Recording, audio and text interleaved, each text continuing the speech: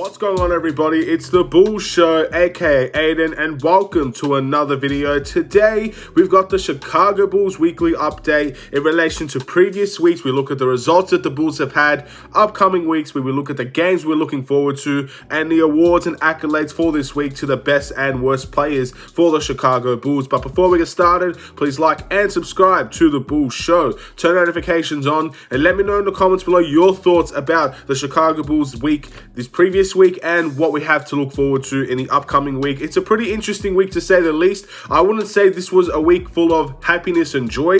It was more of a week full of learning and understanding what the Chicago Bulls could potentially improve on. This week we went 1-2 in our record. Of course, if you switch things around and it's a 2-1 record, I think many people would take that. But of course, a 1-2 record, I don't think many people are too satisfied with that for this previous week for the Chicago Bulls. Now looking at this, let's look at the results of these games. The first game was against the Boston Celtics, where we had a fantastic fourth quarter to come back in that game, 128-114. The Boston Celtics and Chicago Bulls game was a bit of a worrying one for the majority of the game. However, we did have a really strong fourth quarter, one of the best quarters I've seen from the Chicago Bulls, as well as compiling that the Boston Celtics had one of their worst fourth quarters I've seen from them. So it did kind of gel well together, and we got a very good victory there away. I believe that was away from home. It was at Boston's home turf. So yeah, that's a really big victory to have under your belt. And again, we will verse them a couple of more times, so we'll get to see if they can recover from that. Then we turned our heads to Philadelphia. We went and traveled to Philly, and we ended up losing that game 103-98, which was, again, a bit of a upsetting game, to say the least. But nevertheless, Philly's a great team, and we have to give respect where it's due. Their bench really hurt us, and our bench scoring for that game specifically did not measure up to theirs.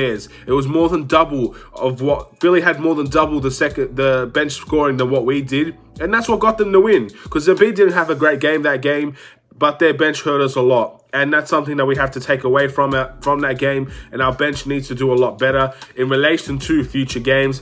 And then we versed Philly once again at the United Center, and we did end up losing this game 114-105. Again, all of these games we fought back in, and we did win one of those games, and we lost two of them. We have to give credit to the Bulls fighting back in every single one of these games. However, in all three of these games, we were down big. So we have to give credit, but also there is critiques there as to why we are going down so badly in these games. This was another example of that. The bench scoring was better. The starting lineup performed better. I think this was a better game from the Bulls, but we did end up losing to a really, really strong Joel Embiid performance, and their bench once again hurt us even more. So there you go, ladies and gentlemen. Those are three games that we played previously, and we did go 1-2, and hopefully we can look forward, transition into our next set of games, and try to get a positive record out of this upcoming week. Before we talk about any of those games, let's look at the awards, ladies and gentlemen. Let's look at who has been the best and worst players for the Chicago Bulls in that previous week. Looking at the must improve of the week, I think this is a very simple one to give,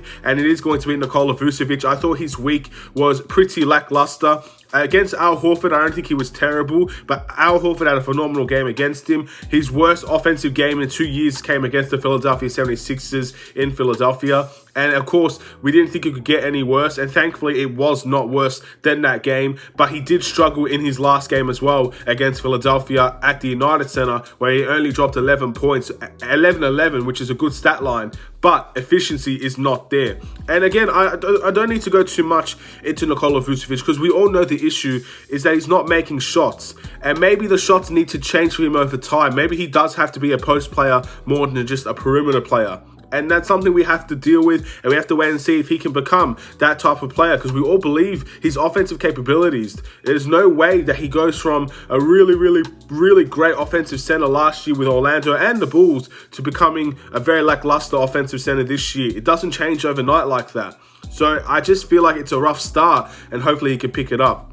The sixth man of the week, ladies and gentlemen, this is actually a very close award to give, because we did have consistency in our bench in terms of some performances, and we also had players that really stepped up to the occasion. There are two players I want to shout out for this award. Obviously, Alex Caruso, we all know he's going to be there. And Derrick Jones Jr., in my opinion, had a really, really strong week. But consistency-wise, I think you have to give it to Alex Caruso. He's always the consistent player off of this bench, but we do need more help in that bench. I think this week shows it more than any other because we are lacking another scorer. We are lacking someone that can kind of make their own shot in many ways. And again, when you have some of the starting lineup that are not necessarily making good shots either, I think you need some bench spark. You need a spark plug in the team to come in and provide some instant offense. And again, we've already talked about how I believe Kobe White could be that answer, but we might need more than Kobe White. We might need more than that. But Alex Caruso has had a consistent week as per usual. This is what he set out to do, to get good assists, to play solid defense, and to get a couple of points here and there. He is someone that does pick up cheap fouls, and there is negatives to Alex Caruso as well, but I definitely think he's been the most consistent player on the team so far, especially off of that bench. And the player of the week, we have to give to DeMar DeRozan. He had a really good game against Philly away from home. I did think he had a strong game against Boston as well. 37, I think, respectively in those two games. And he did drop a 25-4 game against the Philadelphia 76ers at the United Center. So there you go, ladies and gentlemen. He's had a consistent week, an efficient week, a good week overall. He is definitely someone that we do need to talk about, him and Zach LaVine, because isolation is still a big factor of this team. It's too much of a big factor. So as good as DeMar DeRozan has played, Zach LaVine played against Philly, the reality is we do need to see some changes within the team offense, and I think it starts with those two players. But you cannot deny that they are being very efficient, or at least DeMar has been very efficient, and he is the player of the week once again. Now, we transition over into the next upcoming week for the Chicago Bulls, and we have 3 games to look forward to. I'm not going to count the Clippers game, but we do have 3 games to look forward to. First, we've got the Brooklyn Nets at the United Center.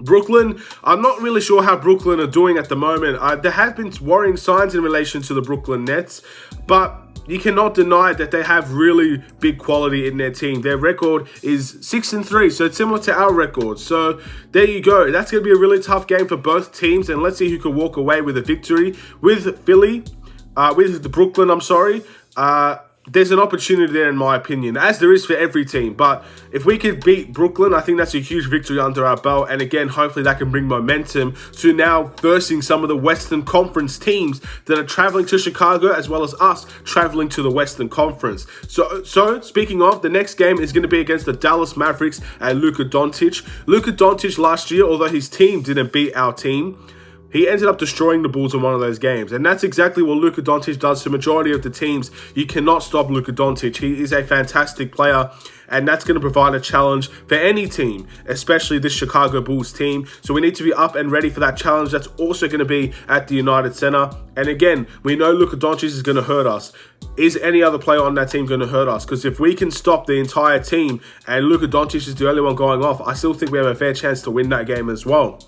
And then we go to the Golden State Warriors. We'll be traveling to the West. That Western Conference trip will be starting now. We're going to see a lot of away games. And for Chicago Bulls fans, it's going to be a lot of late games as well. That's actually going to benefit me, to be honest. But nevertheless, that game against the Golden State Warriors, Golden State has had a really good start to the season. So there's one team right there we cannot take lightly. They ended up breaking our hearts last year with a buzzer beater. Hopefully we can come into their arena and show our quality, show our good defensive prowess if we can connect on defense together.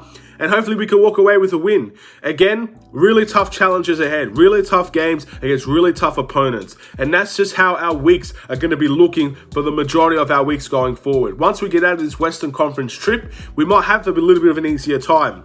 But these are the challenging games that we want. We want to verse the best that we could possibly face, because that will define us as a team. That will give us our strengths and our weaknesses. That will allow us to learn from these games. And that will also allow us to celebrate some big victories once we get them. This is the games that you want to see your team play. These are exciting games. These are great games. These are games to look forward to in the regular season. I'm very excited about this November stretch. I'm very excited to see how we walk out of this November stretch, and hopefully the Bulls can put on one hell of a performance in this upcoming November Western Conference stretch, to say the least. That is the end of this video. Thank you for watching. Please like and subscribe if you're new. Have a wonderful and safe day, Bulls Nation. Hopefully you enjoyed the video. If you do watch every week, then I'll be sure to see you next week. If you do not watch every single week and this is your first week, or you only watch it when you can, we will talk about more Chicago Bulls discussions, news, whatever the case may be, tomorrow. Take care. and peace.